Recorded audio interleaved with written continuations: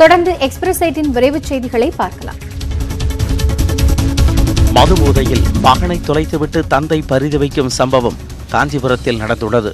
சேந்தமங்கலத்தைச் சேர்ந்த குமரபிரசாத் என்பவர் தனது 5 வயது ஆண் குழந்தையுடன் உரகடத்திற்கு வந்துள்ளார். அப்பொழுது டாஸ்மாக் கடைக்கு சென்ற அவர் மதுவை வாங்கி சாலையோரத்தில் அமர்ந்து குடித்துள்ளார். போதை தலைக்கேறியதால் சாலை ஓரத்திலேயே மகனுடன் படுத்த அவர் போதை தெளிந்து பார்த்தபோது மகனை காணவில்லை. இது தொடர்பாக காவல் நிலையத்தில் புகார் அளித்துள்ளார்.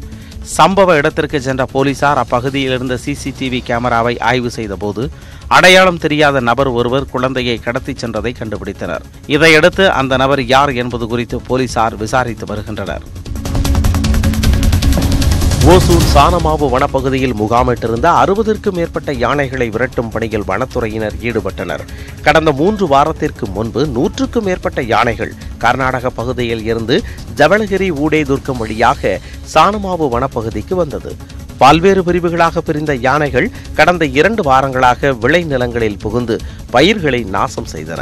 இதையடுத்து அந்த பிரிவு யானைகளை ஒன்றாக இணைத்து பட்டாசுகளை வெடித்து தேன்கனிக்கோட்டை வனப்பகுதிக்கு வனத்துறையினர் விரட்டி அடித்தனர். சபரிமலை ஐயப்பன் கோவிலுக்கு 6வது ஆண்டாக விரதமிருந்து செக் குடியரசு நாட்டைச் சேர்ந்த 42 பக்தர்கள் இருமுடி கட்டிச் சென்றனர். கடந்த 26ஆம் தேதி தமிழகம் வந்த செக் குடியரசு நாட்டைச் சேர்ந்த தாமஸ் பீட்டர் தலைமையில் 62 பேர் கொண்ட குழு ஆன்மீக பயணமாக ராமேஸ்வரம், திருவண்ணாமலை ஆகிய இடங்களுக்கு சென்றனர். இவர்களில் 42 பேர் கன்னியாகுமரி வழியாக சபரிமலை ஐயப்பன் கோவிலுக்கு சென்றனர். கருப்பு நிற ஆடையுடன் கழுத்தில் ஐயப்பன் படத்துடன் கூடிய ருத்ராட்ச மாலை அணிந்து அவர்கள் சென்றனர். வேலூர் மாவட்டத்தில் உறவினரின் இறுதி சடங்கில் கலந்து கொண்டுவிட்டு வீடு திரும்பும் பொழுது கண்டெய்னர் லாரி மீது கார் மோதிய விபத்தில் சிறுவன் உட்பட 6 பேர் உயிரிழந்தனர். சென்னை சோழிங்கநல்லூர் பகுதியைச் சேர்ந்த சாதிக் அலி, அவரது மனைவி பர்வீன், தந்தை அன்வருதீன், தாய் அலாமா பேகம் ஆகியோர் ஆரணியில் உறவினர் ஒருவரது இறுதி சடங்கில் பங்கேற்க சென்றுள்ளனர். துக்க நிகழ்ச்சியில் பங்கேற்றுவிட்டு சென்னை திரும்பும் வழியில் தேவதானம் அருகே பெட்ரோல் பங்கில் டீசல் நிரப்பிக்கொண்டு தவறான பாதையில் தேசிய நெடுஞ்சாலையை கடக்க முயன்ற கண்டெய்னர் லாரி மீது கார் மோதியது. இந்த கோர விபத்தில் ஒரு சிறுவன், 2 பெண்கள் உட்பட 6 பேர் உயிரிழந்தனர். அரையாண்டு விடுமுறை முடிந்து பள்ளிக்கு திரும்பிய மாணவர்களுடன் சேர்ந்து திருவண்ணாமலை மாவட்ட ஆட்சியர் கேக் வெட்டி புத்தாண்டு கொண்டாடினார். கீழ்பெண்ணாத்தூரில் உள்ள அரசு ஆண்கள் மேல்நிலைப் பள்ளியில் 916 மாணவ மாணவிகள் படித்து வருகின்றனர். அரையாண்டு முடிந்து திறக்கப்பட்ட பள்ளியை ஆய்வு செய்த மாவட்ட ஆட்சியர் கந்தசாமி மாணவர்களுக்கு 3ஆம் பருவநிலை புத்தகத்தை வழங்கி மாணவர்களுடன் கேக் வெட்டி புத்தாண்டை கொண்டாடி மதிய உணவு அருந்தினார். இதையடுத்து மாணவர்களுடன் உரையாடிய ஆட்சியர் வாழ்க்கை மேம்பாட்டுக்கு உதவும் நல்ல புத்தகங்களை வாங்கி படிக்க வேண்டும் என அறிவுறுத்தினார். தமிழக அமைச்சரவை கூட்டம் முதலமைச்சர் எடப்பாடி பழனிசாமி தலைமையில் இன்று நடைபெறுகிறது. பகல் 12:30 மணிக்கு நடைபெறும் இந்த கூட்டத்தில் வரும் 23, 24ஆம் தேதிகளில் நடைபெறும் உலக முதலீட்டாளர் மாநாடு குறித்து விவாதிக்கப்படும் என கூறப்படுகிறது. இதனிடையே சட்டப்பேரவையில் இன்று மறைந்த திமுக தலைவர் கருணாநிதி, முன்னாள் பிரதமர் வாஜ்பாய் ஆகியோருக்கு இரங்கல் தீர்மானம் நிறைவேற்றப்பட்டு அவை ஒத்திவைக்கப்படும். நடப்பு சட்டப்பேரவை கூட்டத்தொடர் வரும் 8ஆம் தேதி வரை நடைபெறும் என சபாநாயகர் தனபால் தெரிவித்துள்ளார். புதுக்கோட்டையில் பாத்திரம் மற்றும் துணிப்பைகளை கொண்டு வந்து பார்சல் உணவு வாங்கும் வாடிக்கையாளர்களுக்கு தள்ளுபடி வழங்கும் ஓட்டல் அனைவரின் கவனத்தை ஈர்த்துள்ளது. பிளாஸ்டிக்கிற்கு தடை விதிக்கப்பட்டுள்ள நிலையில் புதுக்கோட்டை பேருந்து நிலையம் அருகே உள்ள கார்த்திக் மெஸ் என்ற அசைவ உணவகத்தில் பார்சல் உணவு வாங்க வருபவர்கள் துணிப்பை மற்றும் பாத்திரம் எடுத்து வர அறிவுறுத்தப்பட்டுள்ளார்கள். அப்படி வரும் வாடிக்கையாளர்களை ஊக்குவிக்கும் விதமாக உணவுகளில் 10% தள்ளுபடி வழங்கப்படும் என உணவக உரிமையாளர் மணமூர்த்தி என்பவர் அறிவித்துள்ளார். விஜயா வங்கி, தேனா வங்கி, பேங்க் ஆஃப் பரோடா ஆகிய 3 தேசிய வங்கிகளை இணைக்கும் திட்டத்திற்கு மத்திய அமைச்சரவை ஒப்புதல் வழங்கியுள்ளது. டெல்லியில் பிரதமர் நரேந்திர மோடி தலைமையிலான மத்திய அமைச்சரவை கூட்டத்திற்கு பின் உள்துறை அமைச்சர் ராஜ்நாத் சிங் செய்தியாளர்களை சந்தித்தார். அப்போது பேசிய அவர், பொதுத்துறை வங்கிகளின் நிர்வாக வசதிக்காக விஜயா வங்கி, தேனா வங்கி, பேங்க் ஆஃப் பரோடா வங்கிகளை இணைக்க முடிவெடுக்கப்பட்டுள்ளதாக கூறினார்.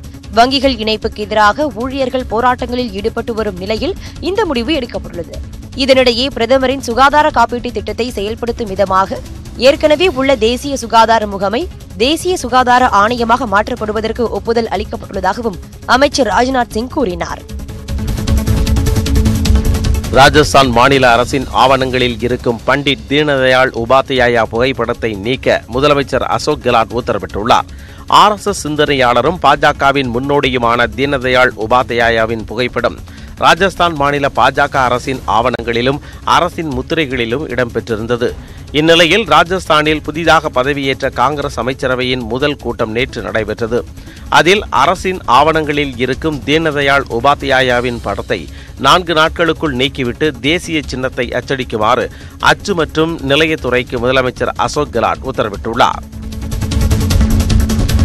திருமணம் முடிக்காமல் ஆணும் பெண்ணும் இணைந்து வாழும் பொழுது உடல் ரீதியாக ஏற்படும் உறவை பாலியல் பலாத்காரமாக கருத முடியாது என உச்சநீதிமன்றம் தெரிவித்துள்ளது. மகாராஷ்டிராவைச் சேர்ந்த செவிலியர் ஒருவர் அளித்த புகாரில் அவருடன் மனம் முடிக்காமல் இணைந்து வாழ்ந்த மருத்துவர் மீது பாலியல் பலாத்கார வழக்கு பதிவு செய்யப்பட்டிருந்தது. அந்த வழக்கை ரத்து செய்த உச்சநீதிமன்றம் இருவரும் விரும்பியே திருமணம் செய்யாமல் இணைந்து வாழ்ந்ததை சுட்டிக்காட்டியுள்ளது. பாலியல் பலாத்காரத்திற்கும் முழு சம்மதத்துடன் தாம்பத்திய உறவு கொள்வதற்கும் இடையே வேறுபாடு உள்ளதாகவும் நீதிபதிகள் தெரிவித்துள்ளனர். இணைந்து வாழும் பொழுது திருமணம் முடிப்பதாக வாக்குறுதி அளிப்பவர் பாலியல் ரீதியாக பெண்ணை பயன்படுத்திக் கொள்வதற்காக மட்டுமே அப்படி கூறாத பட்சத்தில் அதை பலாத்காரமாக கருத முடியாது என நீதிபதிகள் AK சிக்ரி, அப்துல் நசீர் அமர்வு தெளிவுபடுத்தியுள்ளது. ராஜஸ்தானில் இஸ்லாமிய அமைச்சர் பொக்ரானில் உள்ள சிவன் கோவிலில் சிறப்பு பூஜைகள் செய்து வழிபட்டார். ராஜஸ்தானில் பொக்ரான் சட்டசபை தொகுதியில் காங்கிரஸ் சார்பில் போட்டியிட்டு வெற்றி பெற்ற ஸ்லை முகமது அமைச்சராக பதவியேற்றார். இந்நிலையில் பொக்ரானில் உள்ள பிரபல சிவன் கோவிலுக்கு சென்ற ஸ்லை முகமது சிவனுக்கு தேன், பாலாபிஷேகம் உள்ளிட்ட சிறப்பு பூஜைகள் செய்து வழிபட்டார். இஸ்லாம் மதத்தைச் சேர்ந்த ஸ்லை முகமது சிவனை வழிபட்டது அப்பகுதி மக்களை வியப்பில் ஆழ்த்தியது. வருகிற நாடாளுமன்ற தேர்தலில் ஒடிசா மாநிலம் பூரி மக்களவை தொகுதியில் பிரதமர் மோடி போட்டியிட வாய்ப்புள்ளதாக அம்மாநில பாஜக தலைவர் புரோஹித் தெரிவித்துள்ளார். 2014ஆம் ஆண்டு நாடாளுமன்ற தேர்தலில் வாரணாசி, வதோதரா ஆகிய 2 தொகுதிகளிலும் போட்டியிட்டு வெற்றி பெற்ற பிரதமர் மோடி வதோதரா தொகுதியில் ராஜினாமா செய்தார். இந்நிலையில் வாரணாசியை போன்று தெய்வீக நகரமாக உலக பிரசித்தி பெற்ற பூரி ஜெகநாதர் கோவில் அமைந்திருப்பதால் அந்த தொகுதியில் மோடி போட்டியிட 90% வாய்ப்புள்ளதாகவும் நாளை மறுநாள் மோடி ஒடிசா வரும்பொழுது இது உறுதியாகும் என்றும் பாஜக தலைவர் புரோஹித் தெரிவித்தார். வாடிகனில் சர்க்கஸ் கலைஞர்களின் சாகத்தை போப் பிரான்சிஸ் கண்டுகளித்தார். கியூபன் சர்க்கஸில் இருந்து வந்திருந்த கலைஞர்கள் போப்பின் முன்பு தங்களது திறமையை வெளிப்படுத்தினர். அப்போது கலைஞர் ஒருவர் அடித்த சுற்றும் பந்தை தனது விரலில் நிற்க வைத்து போப் பிரான்சிஸ் ரசித்தார். கலை வழியாக அழகை வெளிப்படுத்தியதாக சர்க்கஸ் கலைஞர்களை அவர் வாழ்த்தினார். பூமியில் இருந்து 650 கோடி கிலோமீட்டர் தொலைவில் உள்ள உல்திமா துளை எனப்படும் குறுங்கோளின் தெளிவான புகைப்படத்தை நாசாவின் நியூ ஹாரிசன் விண்கலம் அனுப்பியுள்ளது. கடந்த 12 ஆண்டுகளாக விண்வெளியில் பயணித்து வரும் நியூ ஹாரிசன் சூரிய குடும்பத்திற்கு வெளியில் உள்ள உல்திமா துளை குறுங்கோளில் இருந்து சுமார் 3500 கிலோமீட்டர் தூரத்தில் சென்றபடி அதனை ஆய்வு செய்து புகைப்படம் எடுத்துள்ளது. பனி மனிதனின் பொம்மை உருவம் போல காட்சி அளிக்கும் இந்த படத்தை நாசா இணையத்தில் பகிர்ந்துள்ளது. இந்த குறுங்கோள் 33 கிலோமீட்டர் நீளமுள்ளது என கணிக்கப்பட்டுள்ளது. லாட்டரியில் இந்திய மதிப்பில் சுமார் 3000 கோடி ரூபாய் பரிசு வென்றவரை அமெரிக்காவில் தேடி வருகிறார்கள். புத்தாண்டை ஒட்டி மெகா மில்லியன் லாட்டரி குலுக்கல் நடைபெற்றது. அதில் 3000 கோடி ரூபாய் பரிசுக்கான லாட்டரி நியூயார்க் அருகே லாங் தீவில் உள்ள ஆட்டோ சர்வீஸ் நிறுவனத்தில் விற்பனை செய்யப்பட்டுள்ளது தெரிய வந்துள்ளது. அந்த லாட்டரி எண்ணை வைத்திருப்பவர் யார் என்பது இன்னும் கண்டுபிடிக்கப்படவில்லை. இந்திய கிரிக்கெட் ஜாம்பவான் சச்சினின் பயிற்சியாளர் ராம்காந்த் அச்ரேக்கர் உடல்நலக் குறைவால் காலமானார். அவருக்கு வயது 87. 1932ஆம் ஆண்டு பிறந்த ஸ்ரீ ராம்காந்த் அச்ரேக்கர் சச்சின் டெண்டுல்கரை உலகின் தலைசிறந்த பேட்ஸ்மேனாக மாற்றியதில் முக்கிய பங்கு வகித்தவர். ராம்காந்த் அச்ரேக்கர் சிறந்த பயிற்சியாளருக்கான துரோணாச்சாரியா விருதும் பத்மஸ்ரீ விருதும் பெற்றவர். அவரது மரணம் குறித்து ட்விட்டரில் இரங்கல் தெரிவித்துள்ள சச்சின், கிரிக்கெட் எனும் சொர்க்கத்தில் அச்ரேக்கர் சாரால் வாழ்ந்ததாக குறிப்பிட்டார். எங்கிருந்தாலும் எங்களுக்கு பயிற்சி அளிக்க வேண்டும் என்றும் சச்சின் கூறினார். மும்பையில் வைக்கப்பட்டுள்ள ராம்காந்த் அச்ரேக்கர் உடலுக்கு சச்சின் உள்ளிட்ட பல வீரர்கள் நேரில் அஞ்சலி செலுத்தினர். பா ரஞ்சித் தயாரிக்கும் 2ஆம் உலகப் போரின் கடைசி குண்டு படத்தின் படப்பிடிப்பு இன்று தொடங்குகிறது. அட்டகத்தி தினேஷ் நடிக்கும் இப்படத்தை அதியன் ஆதிரை இயக்குகிறார். இந்த படத்தில் அனேகா, ரித்விகா ஆகிய 2 நடிகைகள் நடிக்கின்றனர். இவர்களுடன் லிஜிஸ், முனிஸ்காந்த், ரமேஷ் திலக் உள்ளிட்டோரும் நடிக்கின்றனர். மெட்ராஸ் ரெக்கார்ட்ஸின் நிறுவனமான டென்மா இப்படத்திற்கு இசையமைக்கிறார். மேலும் கிஷோர் குமார் ஒளிப்பதிவு செய்ய ராமலிங்கம் கலை இயக்க பணிகளை மேற்கொள்கிறார்.